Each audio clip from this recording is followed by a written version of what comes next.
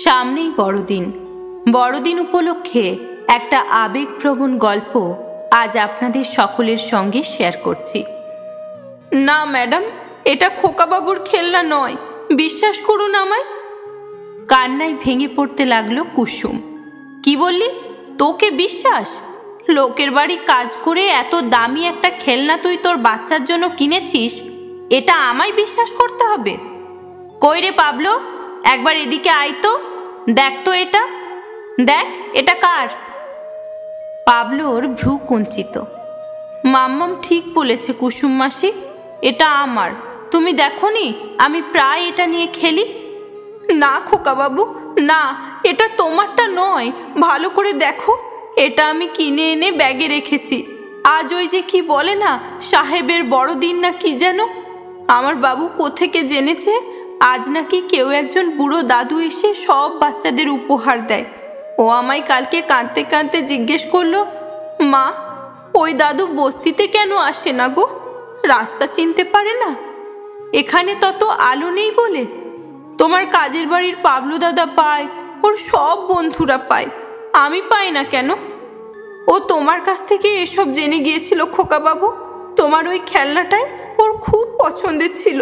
খাতায় আঁকছিল, ঠাকুরের কাছে বসে বিড়বিড় করে বলছিল, দাদু একবার আমাদের ঘরে এসো না গো।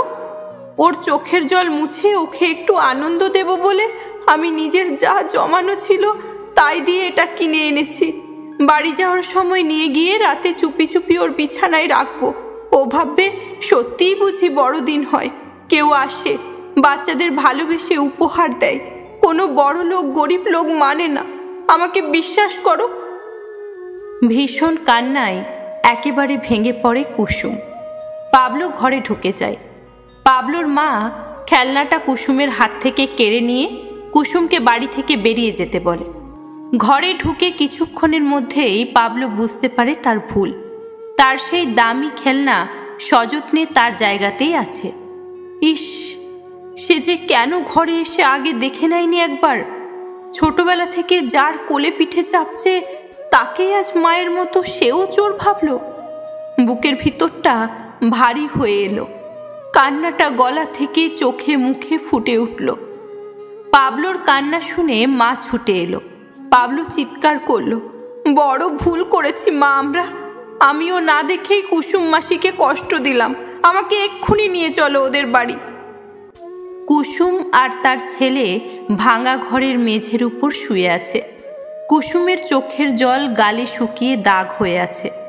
ছেলের বালিশের পাশে রাখা মোজা, তাতে চিঠি। ও দাদু, আমাকে শুধু ওই পাবলো দাদার মতো খেলনাটা দাও, আর কিছু চাইবো না। পরের দিন সকাল হতে কুসুমের ছেলে আনন্দে একেবারে হই হই করে উঠল।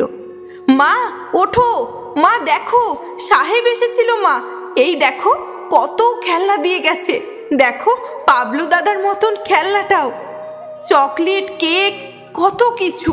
ও মা, একটা চিঠিও আছে, দাঁড়াও পড়ি। শোনো মা, এতে লেখা আছে, কে বলেছে গরিবের ছেলের কাছে শান্তা আসে না?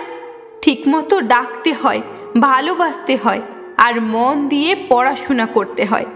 মন দিয়ে পড়াশোনা করে চাকরি পেয়ে গেলে তখন শান্তা রোজ আসে, জানো? কুসুমের ছেলে লাফিয়ে ওঠে, মা আমি খুব পড়াশোনা করব, অনেক পড়ব। আমি রোজ শান্তা দাদুকে পাবো, তাহলে রোজ খেলনা পাবো, চকলেট পাবো। গাল থেকে জলের দাগ আবছা হয়ে যাচ্ছে কুসুমের। সেভাবে এই শান্তা কি তাহলে সত্যিই আছে? সে ছোটবেলায় পড়াশোনা শেখেনি বলেই কি তার কাছে আসেনি কোনোদিন? ছেলের খুশি দেখে কুসুমের চোখে আনন্দ ভাসে। আঁচল দিয়ে চোখ মুছতে যাবে, এমন সময় সেই আঁচল থেকেই টুক করে পড়ে চিরকুটটা। কুসুম বানান করে করে পড়ে, দন্তস্বয়ের হস্যই স্বরি কুসুম ইতি পাবলু তার ময়ে আঁকার মা। সত্যি এই অসাধারণ সুন্দর গল্পটা আপনাদের কেমন লাগলো জানাতে ভুলবেন না। আর যদি ভালো লেগে থাকে তাহলে অবশ্যই শেয়ার করবেন।